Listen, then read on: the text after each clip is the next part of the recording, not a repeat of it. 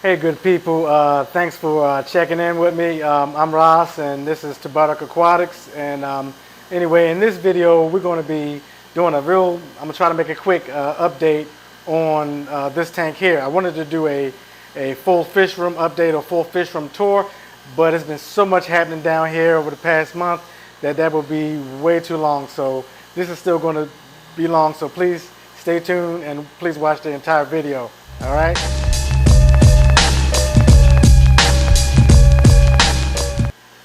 Assalamu alaikum rahmatullahi wa barakatuh. Hey fish family, welcome back to Dmer Aquatics, and I am Ross, and you're here in my fish room. All right, I already told you in the intro that we're going to be doing just an update on this tank and some aquarium or fish room drama, monster tank drama that's been going on here, some changes that I made in here, and the rest of the fish room, we'll get to that in other videos, okay? Because there's been a whole lot going on, and I'm probably gonna have to break it down into segments and stuff like that, so I don't lose you guys. But anyway, look at this big old net. This is gonna set the groundwork for all the changes that I had to make in this tank right here. But you see this net, nylon net, rubber coated but nylon, and I had to cut it up and rip it up in order to get one of my fish loose because of the fins got caught up in the net. All right. So anyway, let's go ahead and get into this video. Oh yeah. Before we move forward, go ahead and hit that like button, y'all. If you're watching this, please go ahead and hit that like button. Please don't forget to leave a comment. If this is your first time here, please consider subscribing. I hope you like it. I hope you leave a comment, and please subscribe. It costs you nothing, okay? Subscribing is free. If you decide later on that you don't want to support me and my channel, you can unsubscribe, or you could just stay subscribed and support me anyway. All right, I greatly appreciate it. Anyway, let's hop on into this video. Hold tight. So let's get into it, y'all. This is my 8-foot by 3-foot tank, a 350-gallon acrylic tank with my monster fish in here. And I did make a whole lot of changes in this tank, and most of it stayed the same, but I did make some significant changes in this tank. I'll let you guys take a look at it, and then we're going to discuss the changes that I made in this tank. Okay, so let's talk about the elephant in the room, or the elephant that's no longer in the room. All this space is open, and you can see that Dmer, my firewood catfish, is no longer in here. And you can also see that my 2 big peacock bass are not in here zipping back and forth fighting each other.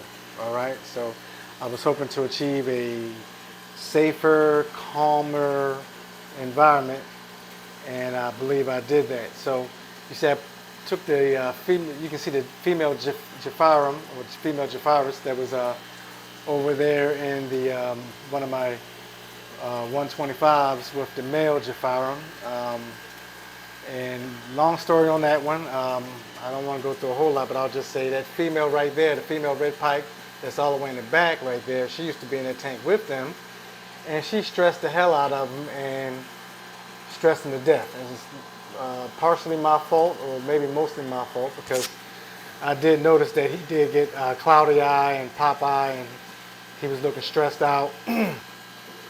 But at the time that I noticed it, I was planning on making some space and moving some stuff around, make a quarantine tank for him and treat him and stuff like that.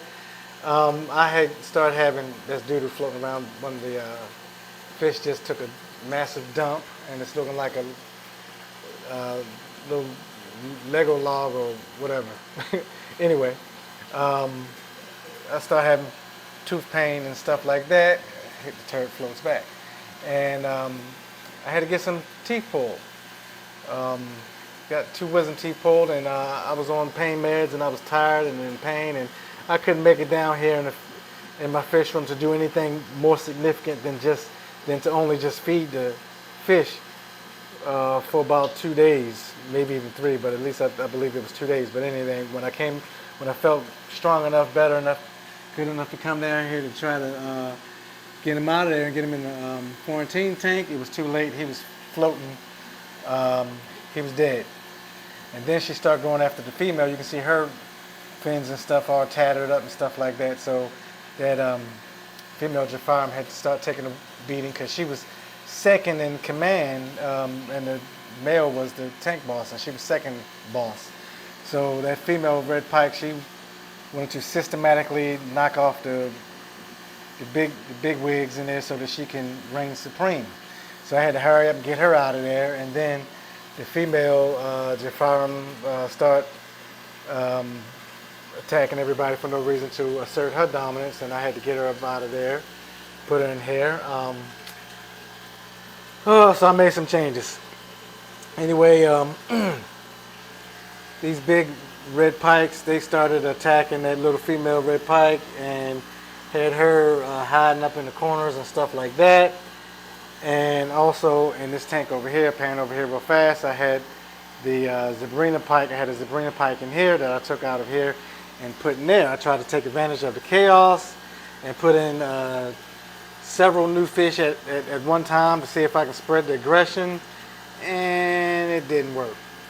These two red pikes, they zoned in specifically on the female red pike, and that big Zabrina pike right there, he attacked that other Zabrina pike relentlessly. I mean, he was brutal. So the other Zabrina pike didn't make it. It wasn't beat up that bad. It was beat up, but you know, I took it out and I put it in a quarantine tank and started treating and everything like that, and didn't make it. So, lesson for you guys who want to keep expensive, aggressive, predatory fish, you're taking a big risk because they attack and kill each other, and you will be out of some money and out of some effort. Because think about the effort and time you spend getting them nice and big and beautiful, and you know, and then one of these guys just attack and kill it because they don't want to share the tank with it. These pikes are especially like that, so you got to watch yourself, okay? Now, it look like I'm trying to get a cameo if these wide bar silver dollars would move the heck out of the way, because my true parrots are trying to peek out. Come on out. Glenn. There you are, Glenn. I'm calling your name, Glenn. If you're looking, take a look, buddy. That's my man, Glenn. GV Aquarium, Australia. Alright. He loved those Haplarcus psittacus or true parrots.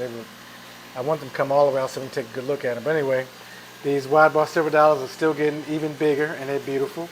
The Jaguar cichlids, they're still looking majestic. Okay. Royalty right there. This is tank royalty. That female, her belly is sunken in. She don't have any white stringy poop, and she's not lethargic or anything like that, but I don't like that sunken belly, not one bit. So I got some medicated food that I'm going to put in this tank as soon as I finish filming this video. Okay. The large lenticulata pike is doing well, of course. And there we are, sighting for my fire eel. Very large fire eel,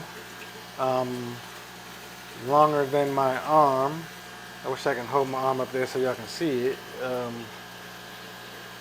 We can get a reference. Well, this is, if you can trust, if it laid side by side, this is as long as my arm. Let me try to catch a angle where you guys can get a comparison or something like that.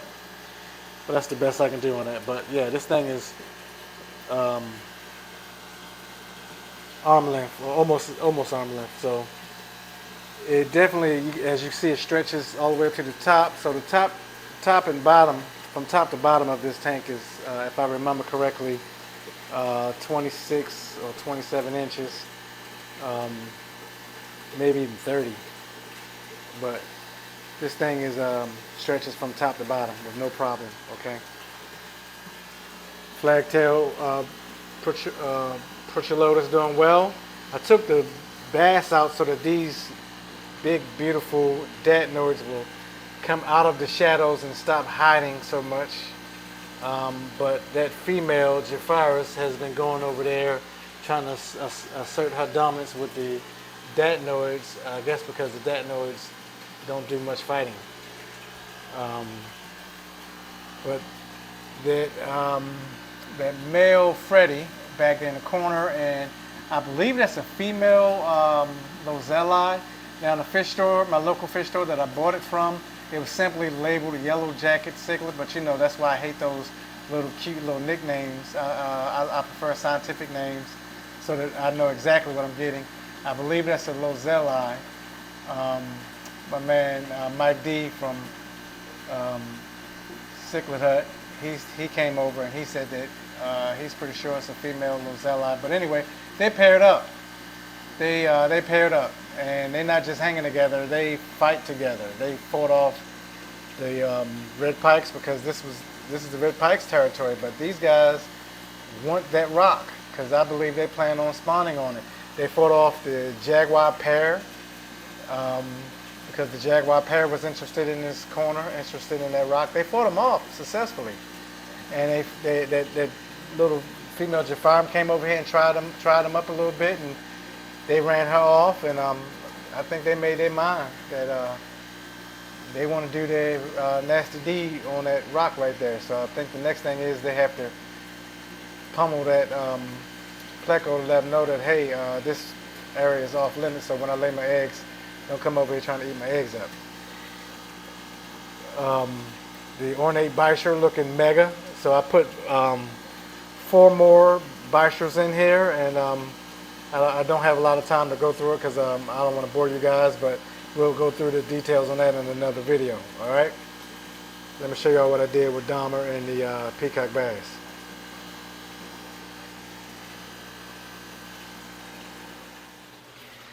All right, y'all, so this is what happened to Dmer. So for those of y'all who don't know, that's Dmer, my firewood catfish. And I call him Dmer because he liked to eat his tank mates. Okay, so that's Dmer. And so I put Dmer in this big old pool pond in here, and I put the peacock bass, the 2 peacock bass, and the long fin or veil-tail Oscar in here as well. So this pool pond contraption is 9 feet long. This is actually over 9 feet, but we're gonna call it 9 feet long, and 6.5 feet wide, and about 3 feet deep. And that's roughly about 1,400 gallons. And of course, I don't have this filled all the way up to the top because I don't want the fish to jump out, especially those peacock bass. So give them some room to kind of like miss. Anyway, there's my DIY filtration. I'm not going to go into a whole lot of details on this in this video. I just want to show you that we got a pool pond going on here, and there's Dmer. He's doing well. He's safe. The peacock bass, they're doing well. The longfin Oscar. Just hadn't gotten these guys to eat yet, but we're going to try maybe tomorrow because I want to make sure they build up an appetite. And there's the netting. If you can see, there's the netting that got caught on Dmer's fin. There was some on that other fin, but I cut most of it off, and the rest of it came off on its own. I'm hoping that this will come off and it won't impede the growth of this webbing and fins growing back. All right. There's an update on Dmer and the peacock bass. Oh yeah, and the Oscar. All right, y'all, this is going to be the wrap. We're going to wrap this video up. Thank you if you're still watching. I greatly appreciate it. And also, in case you forgot, go ahead and hit that like button. Go ahead and give me a thumbs up for the video. Please don't forget to leave a comment. And if you hadn't subscribed by now, please subscribe. Please support the channel. I appreciate it. All this activity, what it do is let's go ahead and massage this algorithm. let's massage this YouTube algorithm. What happens is YouTube will get the impression that people like this channel. Hope you do. But when they get that impression, when other people are curious and looking through YouTube archives, looking for aquarium videos and exotic fish and monster fish and beautiful cichlids and all the stuff that I do here, hopefully YouTube will put me in front of these people and give us a chance to broaden our audience and grow in subscriptions. And let's go for big numbers, y'all. Anyway, as you can see, I got a new net, I had to order this net. So after I messed up the first net, getting Dahmer, cutting Dahmer free, I ordered this super large, huge net off of Amazon, and this is rubber. So all you guys who got big monster fish, and you know, they were small when you first put them in, but now they're really big now, you might want to consider purchasing a very large fishing net that's made of rubber. I wish I had used this when I got Dahmer out, but I did use this when I got out the peacock bass, and I had no problems getting them out at all. No problems whatsoever getting them out with this big net. I wish it was deeper, but it's nice and big and it's rubber, and I didn't have any issues. Well, anyway, y'all, thank you very much again for watching. Like, subscribe, share, comment, and until next time, y'all, happy fish keeping, okay? I'll see y'all next time. Assalamu alaikum wa rahmatullahi wa barakatuh.